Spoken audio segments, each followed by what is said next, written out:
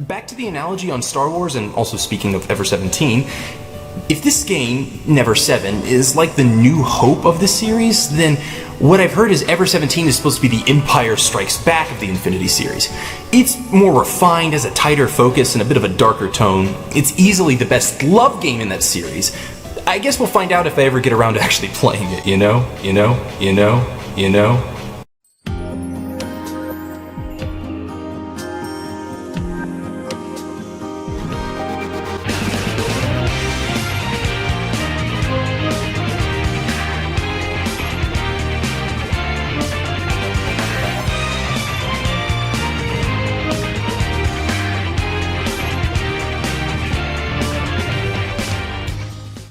Ever 17 is a sequel to the game Never 7, which is a game that I felt had strong characterization and dialogue, but lacked the narrative forward momentum to keep it from dragging in places. Now, its sequel, Ever 17, meanwhile, has strong characterization and plot, and lacks the narrative forward momentum to keep it from dragging in places. Second verse mostly the same as the first, but there are some important differences I want to go over. See, Never 7 was effectively a dating sim with sci-fi elements, meaning the focus was on character interactions and shifting relationships, and the plot was more of a backdrop to facilitate that. Ever 17, on the other hand, feels trapped between two worlds. It's never able to fully pull away from its dating sim roots and dedicate enough time to its admittedly brilliant plot, but it's also unwilling to relinquish enough control to allow you to really immerse yourself and enjoy the roles you inhabit, to more fully enjoy the dating sim aspects and getting to know the characters so well. Each route does a decent job of teasing you along towards the true ending. I wouldn't need to be told, the true ending has a huge twist that changes everything, to see that the story was all building up to something. And to be fair, man, when that ending hits, it hits hard. It's one of the best endings to any visual novel I've ever read. It's just unfortunate that the routes to get there are individually pretty unsatisfying on their own. Each route takes place in an underwater amusement park that has malfunctioned and is locked in from the outside world. Mysteriously, everyone but the primary cast has been able to evacuate. The main characters are all trapped inside. Each character has their own mystery to unravel in their own route, which I will go over now. Sugumi is your mostly typical tsundere, a lot heavier on the sun than the dere. Her route involves discovering that she has a disease that effectively makes her immortal, unaging, and able to heal from nearly any wound. She considers this a horrible curse that has doomed her to a worthless existence that leaves her wanting to kill herself. This virus did make her the recipient of some nasty experiments by the Liebknecht Company, who are sort of the series' villains by the end of this title. But apart from that, she considers herself a monster by virtue of being an ageless, immortal, youthful demigod, so, that's quirky. Also, I really don't know how else to put this, but she more or less just rapes the protagonist, Takeshi, in this route. Like, I really don't know a better way to put this. I guess you could argue that, like, you know, he was into her too, and so it doesn't really count, but, like, honestly, she chokes him out and forces him to the ground, and even though the characters act like it's some kind of, like, they slept together, like, it was very coerced, and it's uncomfortable, and I don't like it. None of this is very explicitly or graphically written about, thankfully, and maybe the ambiguity is a sort of gray area where it's less violating than it seems. I mean, the narrative at least treats it as consensual, but it really does read like a rape scene on paper, and especially with how cold and verbally abusive she is to him, both before and after this encounter, it's just really off-putting and does very little to endear you to her as a character. Now, on the final day, the group starts fighting. One of the younger members becomes violently ill, and it's discovered there's an outbreak of a virus called TB that has affected this young girl named Coco. Sugumi uses her knowledge of the evil Liebknecht Company to confirm that the theme park has a hidden lab beneath it. It seems they were studying a deadly virus found only at the bottom of the ocean. Things got ugly, and an accident happened, causing both the lockdown and the outbreak of TB. At this point, the whole cast realizes they're all infected. Takeshi begs Sugumi to give them the antibodies in her immortal blood, but she won't because she thinks it'd be better for everyone to die of internal bleeding than run the risk of possibly becoming an immortal, youthful superhuman with a healing factor. Finally, she does give in and cures them all. They seem not to be immortal superhumans, but they do find a working radio and call for help. The crew mostly escapes, and we'll get back to that, but the pod Sugumi and Takeshi are in starts to sink, so he hops out and drowns, letting her live. At the surface, Sugumi decides that she doesn't want to die and will live on. The end. That's the good ending to her route. I wanted to use this route as a template for the biggest issue I have in the game. You'll notice about halfway through my summary, I mentioned Coco got sick on the final day. The issue that each route is a good 6 or 7 days long, so about 50% more of the plot takes place in the last 2 days or so. Honestly, it's exhausting to get to the end of each route because so much is filled with this kind of pointless nonsense. Arguments about chicken sandwiches still permeate my nightmares, and if I have to hear Sora tell us for the 578th time that another room is underwater and how air pressure works, I might scream. The biggest issue I have is that about every 30 minutes there will be a subtle clue or line about an upcoming mystery that you'll need if you want to try and guess about what's going on, so you can't safely just skip the massive amounts of filler either. If these rare clues were snuck in among new plot developments or genuinely heartwarming character building scenes, I wouldn't mind their sparsity. Because of certain plot concessions, you're kept largely at arm's length from a lot of the characters, and the ones that you aren't are unfortunately kind of unlikable. I think there's at least a solid third of each route that could be comfortably cut without losing much in terms of characterization, and it would much benefit the pacing.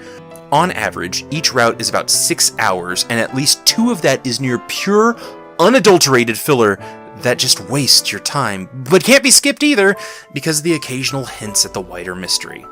Now, Sora's route is weird. Early on in every route, you discover she's a holographic projection of an AI, and she starts falling in love with Takeshi. When Tsugumi rapes Takeshi, like in her route, Sora is heartbroken because this is him cheating on her? Then Coco gets sick again. Tsugumi doesn't give everyone her superhuman blood, but they manage to radio out in this route too. Everyone eventually gets out, but Sora is an AI and thus stuck with the sinking part. Takeshi wants to make up for cheating on Sora and runs back through the sinking park to back up Sora. He does so, she forgives him, and decides that loving and hurting isn't an error in her programming, but a part of living. Then they both drown in the end. Again, this is the good ending. You'll notice again that almost every plot-relevant thing happened in the last day. For the remaining routes, the protagonist is Kid, who has amnesia and mostly just sits and whines or has crushes on Coco in Takeshi's sections. Yu's route starts with Kid waking up in mostly the same scenario Takeshi enters at the start of the game. The whole gang is there except for Coco. Instead, there's a young girl named Sarah in her place, though Coco does show up either kind of doing things that she also did in the other route in a new context, or otherwise just kind of being ghostly. Most of her place is taken by the new girl, Sarah. Tsugumi is extra grumpy throughout, and Yu is subtly different in her mannerisms and completely different in her belief of the occult.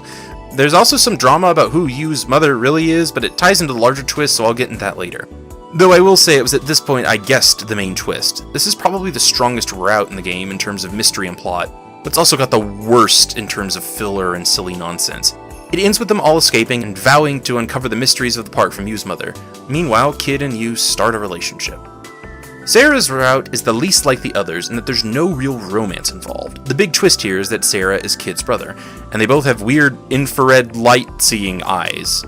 There's not a lot to it plot-wise, but having a break from the awkward romance is honestly a treat, as it allows for more natural character interactions.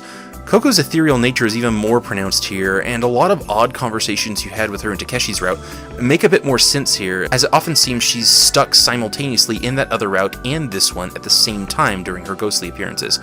It goes a long way into making her situation both more mysterious and sympathetic, as if you've already played Takeshi's route especially, her absence is felt all the more strongly in this route.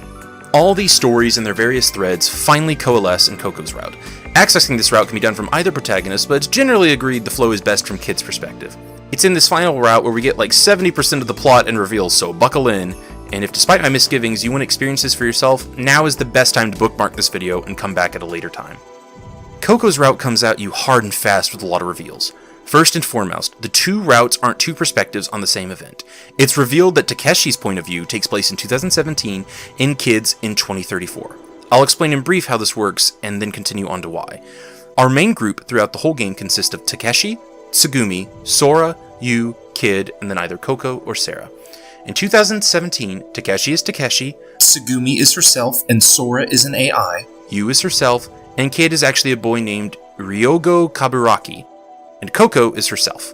In 2017, an accident at the lab built under the theme park to study a possible bioweapon causes events to take place. Takeshi manages to sacrifice himself and save Sora and Tsugumi, as well as impregnate the latter, possibly from rape. Ryogo and Yu manage to escape as well. Takeshi and Coco both perish in the aftermath. After this disaster, the gang comes up with the totally reasonable plan of tricking a fourth-dimensional being called Blickwinkle into observing events in such a way as to become invested in their plight and use his powers to save those that died. Yes, I'm serious. To this end, a plan is made to recreate the events of 2017 and 2034 to create some kind of temporal link.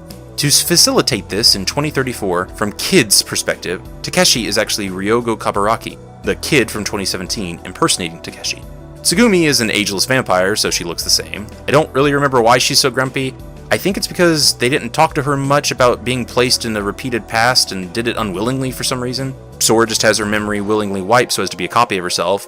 Yu is actually a cloned daughter of the original Yu, who for some reason just happens to have a nearly identical personality and mannerisms and backstory, except for she does believe in ghosts.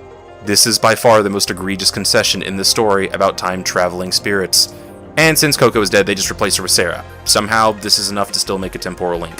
Lastly, the kid of 2034 is actually Sarah's long-lost brother. The two of them are Tsugumi's and Takeshi's children. These shenanigans somehow link the 2 points in time, allowing Blickwinkle, who is a metaphor for the player, to save both Takeshi and Coco. Foreseeing a time paradox, Blickwinkle instructs the pair to put themselves into cryogenic sleep, and for the others above to wait to save them until 2034 to ensure a stable time loop. In the end, everyone is reunited, and the day is saved. Whew, that's a lot to digest. Almost like eating a whole week's worth of chicken sandwiches at once. To be fair, I actually skipped a lot of details to just get across the plot and refresh those of you who haven't played for a while. At this point, I'd like to go back and dissect this rather plain chicken sandwich and go back to apply all the mayonnaise and other condiments we passed over in our eagerness to conclude. In the process, we might discover that this particular chicken sandwich is actually 80% pink goo, and not real meat at all. Man, I need to get lunch. Cards on the table. The main issue with Ever 17 is that it's a 40-hour visual novel that needed to be like 25 hours at most. There has to be at least 10 hours of literally repeating content and another 10 of nearly repeated, but a single sentence or two is different, making you stop and play Where's Waldo with the winding prose. Like many of the things I review, this is one of the most interesting and revolutionary for its time concepts, executed with all the grace of a broken leg. As someone who's read at least a couple dozen visual novels, I'm going to say that the far and away the most common flaw in this genre is the overabundance of lackadaisical, unexuberant prose, so codependently hell-bent on conveying as much minuscule amount of information as metaphysically possible in the most numerically, statistically, and literally bloated way conceivable, without actually becoming an actual physical word salad. This style stretches the reader's mind, much like butter over too much bread, to such a comical level that it somehow turns a game whose only mechanic is pressing the accept button to continue the prose, and occasionally making the most inconsequential as well as incomprehensible choices, into a grueling exercise in endurance, literally more difficult than beating Dark Souls 3. I'm not kidding when I say that Ever 17 and visual novels like it are literally harder to beat than a Souls game. I've had the ligaments in my arm snap in half and then forced to lay in an MRI attempting to hold this arm missing half of its support structure it's supposed to have in a Superman pose for nearly 40 minutes. I actually cried from the pain of this, and that was less painful than slogging through the overwrought prose that not only has the audacity to not have edited down a single line for brevity, but actually has the audacity to repeat large swaths of these uninteresting pages of prose and mundane discussions on chicken sandwiches. Seriously, I cannot get over how incredibly difficult it is to slog through at least half of this visual novel.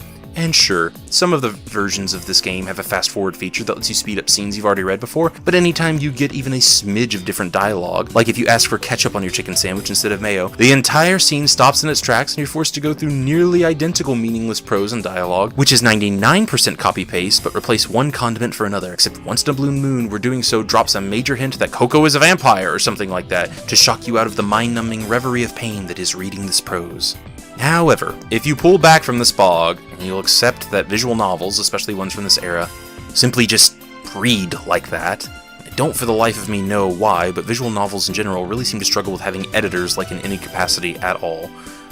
In other words, if you're willing to put in the legwork into finding or modding or emulating a copy of this defunct game, you're probably willing to put up with a few hundred rough edges. And if you can get past the burnt crisps on this chicken sandwich, the final few bites are genuinely delectable. Putting aside chicken sandwich metaphors for the moment, I'll go back to the one that started this review. Is Ever 17 the Empire Strikes Back of the Infinity series? In a sense, yes, in that this is the one everyone says is the best, and I kind of think it's actually overrated.